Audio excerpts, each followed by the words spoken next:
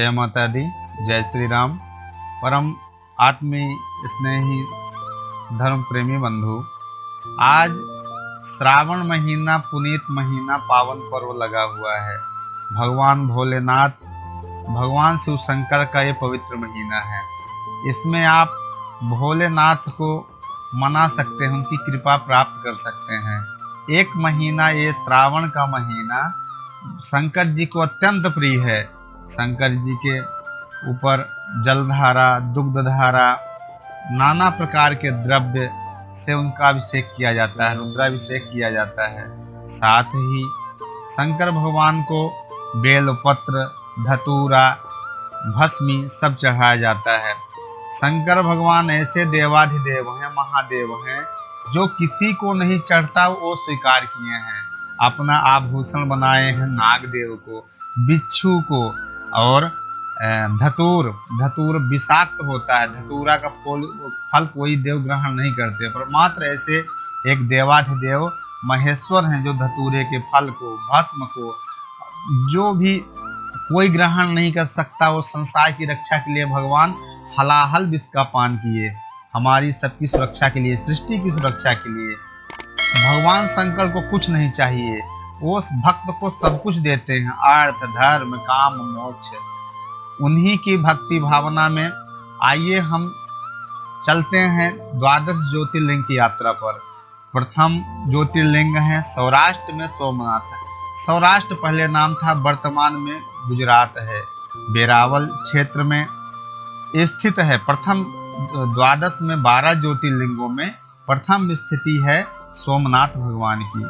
सौराष्ट्रे देशे विशदेर्यम्ये ज्योतिर्मया चंद्रकला सतंसम भक्तिं प्रदानाय कृपावतीर्ण तं सोमनाथं शरणं प्रपद्यते।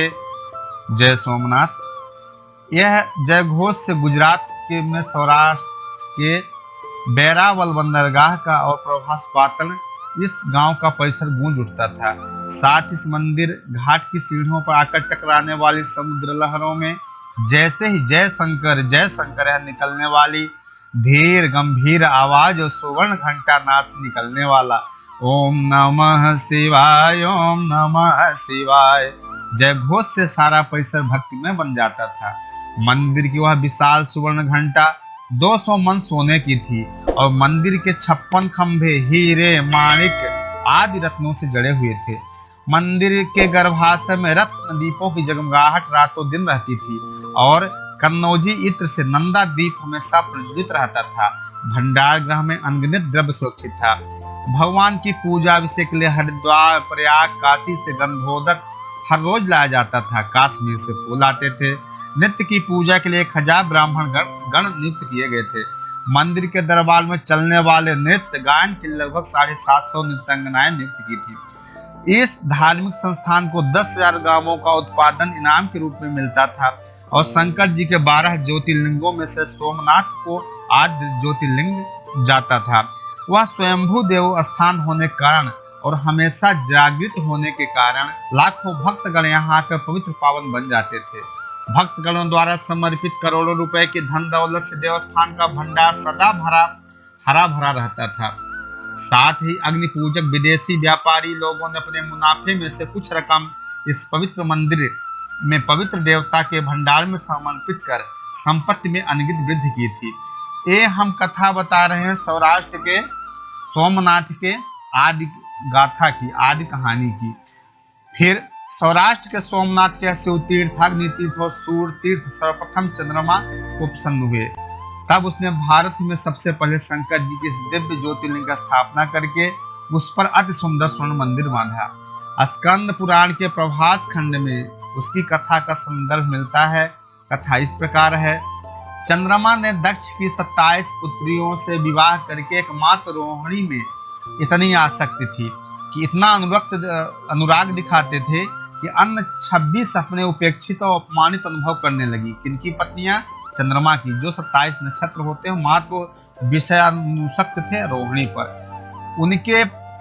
उन्होंने अपने पति से निराश होकर अपने पिता से शिकायत की तो पुत्रियों की वेदना से पीड़ित दक्ष ने अपने दामाद चंद्रमा को 2 बार समझाने का प्रयास किया, परंतु विफल हो जाने पर चंद्रमा को क्षयी होने का शाप दे दिया। देवता लोग चंद्रमा की व्यथा से व्यथित होकर ब्रह्मा जी के पास जाकर उनसे शाप निवारण का उपाय पूछने लगे। ब्रह्मा जी ने प्रभास क्षेत्र में महामृत्युंजय से विश्वध्वज शंकर की उपासना करना एकमात्र उपाय बताया। चंद्रमा के 6 मास तक शिव पूजा करने पर शंकर जी प्रकट हुए और चंद्रमा को एक पक्ष में प्रतिदिन उनकी एक एक कला नष्ट होने और दूसरे पक्ष में प्रतिदिन बढ़ने का उन्होंने वर दिया। देवताओं पर प्रसन्न होकर उस क्षेत्र की महिमा बढ़ाने के लिए और चंद्रमा के यश को सोमेश्वर नाम से शिवजी वहां व्यवस्थित हो गए। देवताओं ने उस स्थान पर सोमेश्वर कुंड की स्थापना की। इस कुंड में स्नान कर सोमेश्वर ज्योतिर्लिंग के पूजा से सब पापों से निस्तार और मुक्ति की प्राप्ति हो जाती है। चंद्रमा को सोम नाम से भी जाना जाता है, इसलिए इस ज्योतिर्लिंग सोमनाथ के नाम से मशहूर है। चंद्रमा को इस स्थान पर तेज प्राप्त हुआ, अतः इस स्थान को प्रभास पाटन के नाम से भी जाना जाता है। सोमनाथ की इस वैभव संपन्न पवित्र स्थान पर मुसलमानों के अनेक बार आक्रमण हुए। 722 ईस्वी में सिंधा का सूबेदार जुनामद ने प्रथम आक्रमण करके अनगिनत खजाना लूटा। चुंबकीय चमत्कार के कौशल्य के बीच में ही दिखाई देने वाले श्री सोमनाथ की भव्य मूर्ति गजनी ने महमूद ने शुक्रवार दिनांक 11 मई 1025 ईस्वी में सुबह 9:46 को तोड़ डाली। वो भारत के लिए कलंक का दिन था, काला दिन था। तब गजनी को महमूद को मूर्ति भंजक बोला जाता है। इसी वजह से इस दिन उसने 18 करोड़ का खजाना लूटा था।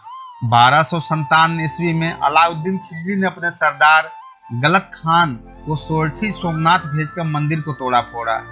इसके बाद महमूद बेगारा 1503 में मुजफ्फर शाह और धर्मांध औरंगजेब ने 1701 ईस्वी में सोमनाथ का मंदिर भ्रष्ट किया, तोड़ फोड़ की, कईयों का कत्ल किया, अनगिनत संपत्ति लूट ली। 1783 में शिवभक्त साध्वी अहिल्या देवी होलकर ने सोमनाथ का नया मंदिर निर्माण किया। भारत की आजादी के बाद गुजरात के शेर सरदार वल्लभ भाई पटेल ने महाराष्ट्र के काका साहेब गडली जी की सलाह से सोमनाथ मंदिर का जीर्णोद्धार किया। भारतीय शिल्पकला की स्वर्गीय सुंदरता का यह बेजोड़ नमूना इस भावना से विश्व का ध्यान अपनी ओर आकर्षित हो गया है। शुक्रवार दिनांक 11 मई 1951 को सुबह 9:46 को इस मंदिर में सोमनाथ ज्योतिर्लिंग की प्राण प्रतिष्ठा हुई। उस समय के भारत के राष्ट्रपति माननीय डॉक्टर राजेंद्र प्रसाद जी के कमलों द्वारा और वेद मूत्र तर्क तीर्थ लक्ष्मण शास्त्री जोशी जी के वेद घोष से बड़ी धूमधाम से गई। यह भारत का आद्य ज्योतिर्लिंग करोड़ों भक्तों का श्रद्धा स्थान है। लाखों यात्रियों की भीड़ यहाँ सदा लगी रहती है। अनेक पुरुषों का सत्संग लोगों को प्राप्त होता है। दाताओं के दान से सोमनाथ जी के वैभव में फिर से वृद्धि होने लगी है। नास्तिक लोगों ने मंदिर को तहस नहस किया था, परंतु भारतीयों का श्रद्धा भाव और अभिमान कोई नष्ट नहीं कर सकता। उनका साक्षात प्रतीक है श्री सोमनाथ ज्योतिर्लिंग।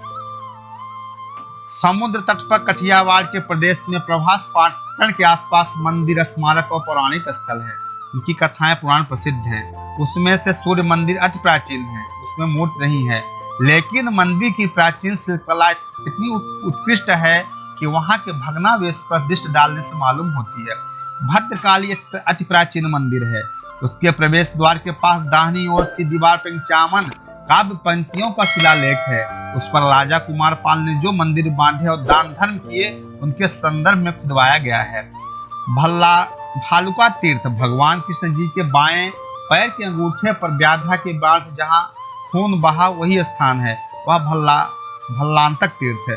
यहाँ कृष्ण भगवान की मूर्ति है। इसी स्थान पर अर्जुन को सुभद्रा की प्राप्त हुई थी। कार्तिक पूर्णिमा को यहाँ बड़ा मेला लगता है। कठियावाड़ की इस कुशावर्त में श्री कृष्ण भगवान ने सोने की द्वारिका का निर्माण किया। आगे चलकर इन्हीं कुछ दर्भ से मूसल बने, जिनके प्रहारों से यादवों का विनाश हुआ। श्री कृष्ण और बलराम इस घटना से उदास हुए। बलराम ने समुद्र में प्रवेश किया और समुद्र गुफा में घुसकर अपना अवतार प्राप्त किया। आज भी वह गुफा दिखाई देती है। देहोत्सर्ग इस स्थान पर हिरण्या नदी पर विशाल घाट बांधा है। श्री कृष्ण जी की यह अंत विधा किया गया है।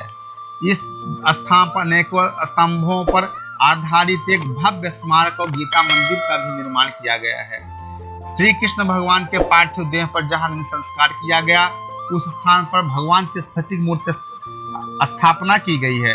वहां खड़े रहकर जब हम कृष्ण भगवान की मूर्ति का दर्शन लेते हैं, तब कृष्ण भगवान का पूरा जीवन वृत्तांत हमारे सामने खड़ा रहता है। प्रभास पाटन के परिसर में ही प्राचीन काल में अगस्त मुनि ने समुद्र का प्राशन किया था। फाल्गुन महीने की शिवरात्रि के दिन सोमनाथ ज्योतिर्लिंग का महोत्सव बड़े ठाट बाट से मनाया जाता है। बोले सोमनाथ भगवान की जय। मैं 12 ज्योतिर्लिंग कथा वर्णन कर रहा हूँ। 12 एपिसोड में 12 ज्योतिर्लिंग की कथाएं आपको हम विस्तार से बताएंगे। आप हमारे चैनल को जरूर सब्सक्राइब करिए। आपको नित्य नूतन नए वीडियो, अद्भुत वीडियो मिलते रहेंगे। शेष आगे मिलते हैं। जय माता दी।